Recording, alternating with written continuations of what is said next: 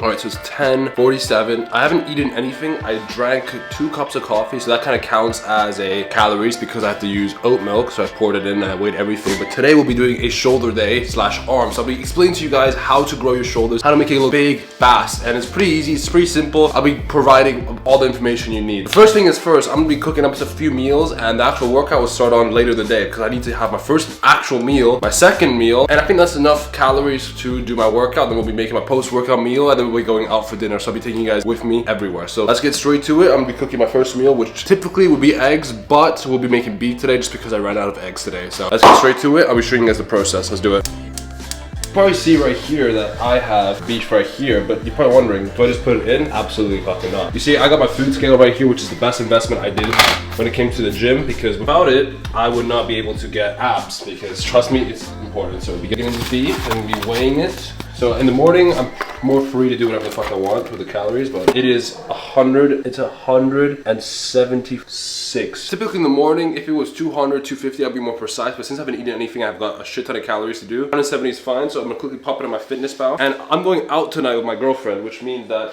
we're going to this restaurant that we've been going to for years. Well, I've been going for years, and I know how the calorie works, so I already provided the macros here, just because I know how much it's gonna be. I gave the highest probability, so the worst case scenario, and it's roughly 1,000 calories. So already I put it in, so I know how to eat around it to make sure I don't become fat, because the last thing you need is to be surprised. I'm aware of the calories, blah, blah, blah, blah, and the protein, so I need to compensate. So we're gonna be putting the beef in. I already have it saved because this is the brand I use all the time. So I'm gonna be putting 1.75, I'm not sure you guys can see, pop. I'm gonna be putting tomato sauce because that's what tastes good, and some Parmesan, so we'll be putting roughly 30 grams. Obviously I'll adjust in a bit. And for everything here, including the free coffees I had, 600 calories, and so far the total net is 120 grams of protein. This is including the dinner. So I need to get to 250 grams of protein, which means I need to eat maybe 2 high protein dense meals to get to that. And how many calories do I have left? I have 1,100 calories, including the dinner that I'm eating. So if it wasn't for the dinner, I'll be having 2,000 calories. But since I pop it there, I only have 1,100 calories. So I'm gonna divide it into 600 and roughly 600 or something high protein dense meals. And in terms of carbs, I have 80 grams of carbs, but I want to focus on the protein because that's the most important thing, especially when you're cutting. We don't want to mess around. So I'm gonna quickly cook this, and I'm gonna show you guys the final product, and let's do it. So distract me from my thoughts, 'cause I am sinking lower, sinking lower. It's getting hard to breathe. Don't wake me till it's over, till it's over.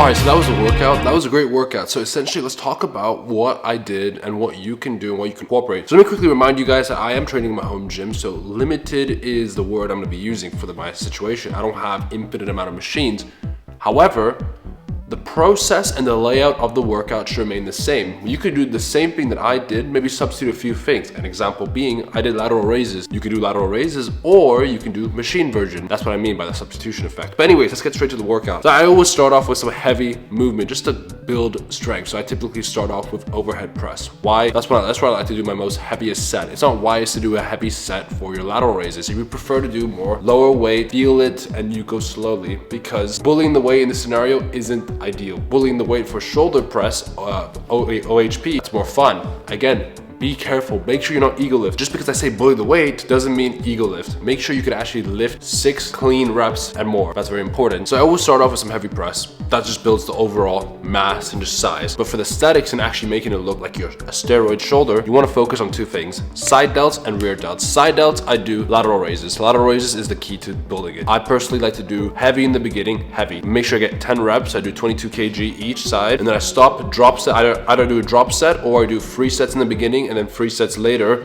of heavy 3 sets, and then 3 sets light. It doesn't really matter. I switch this from time to time, and it works well. Sometimes you want to have fun, right? Why does this work? You're just destroying your muscle. You're still lifting. When I say heavy, I don't mean like super heavy. I mean 8 to 10 reps, but you know, you're lifting it, and then you still have more in the tank, religiously speaking. So it's advised to do light weight. So I'm getting 10 kilos, which is light for me, very light. Or was it? I was 14 kg. So I would get 14 kg, and it's light for me. So I just burn out and get as much blood to the muscle as possible. For rear delts, I don't typically ever go heavy or moderate. I just go light as fuck, because it's an awkward position, and already, you know, it's just, for me, it's wise. I just do a rear delt movement. You could do cable, but I don't have the cable in my house, so I just use the dumbbells. And this is just my workout so far. So you have 3 heads, minimum 3 workouts to do. I typically like to do 4 to 6 reps, just because that's what I love to do for each head. And it's not too hard. Now, obviously for arms, that's a whole different story, but you know, I do triceps and biceps, you know, and maybe forearms, but that's really it. So that's my shoulder workout, essentially. And for the tips part, man, you don't want to treat your shoulders like a secondary movement. It's a big, important muscle. You want to give it enough tension, and if it's lacking, what you can do is create your own dedicated shoulder workout. This is not my case. I don't have to do it, so I typically pair it with my chest or arms. Again, you need to study the heads. Like I said before, you have your front head, side head, and rear head. You could do a workout that hits all 3 of them at the same time, but is that advised? I mean, you could try, but the most advisable thing is to give each head its own attention so it can grow and in its own pace and just really move, you know? Like, why hit all of them together? I guess you could, but it's also better just to hit individual heads. That's my biggest tips, I guess. Obviously, I typically lift heavy in most of my workouts, but when it comes to the shoulders, I want to get to failure, not by lifting too heavy, but moderate weight. So 8 to 12 reps. Nothing too crazy, but nothing too little. Obviously, rear delts, I like to go lighter, and for side delts, both heavy and light. So these are the things that I do. I think it's pretty basic and nothing too crazy, but always be safe out there. It's very important to stay safe, because when you hurt your shoulders or tear something, it's gonna affect many other workouts, your chest, your arms. It's a whole disaster that we don't want to get to. So anyways, that is the end of the shoulder part. Let's get straight to the next part of the video. All right, so that is the end of the YouTube video. I hope you guys enjoyed it. And if you have any questions, leave a comment down below. I respond to everyone. Doesn't matter how crazy it is. If you enjoyed the video, leave a like down below. And if you haven't already, please subscribe to the channel. It allows us to make better quality videos, and it's a great way to support me, and I will appreciate it a lot. Anyway, the next video will be coming out on Monday, so stay tuned for that. And thank you guys all for the support, and I'll see you guys on Monday. Peace.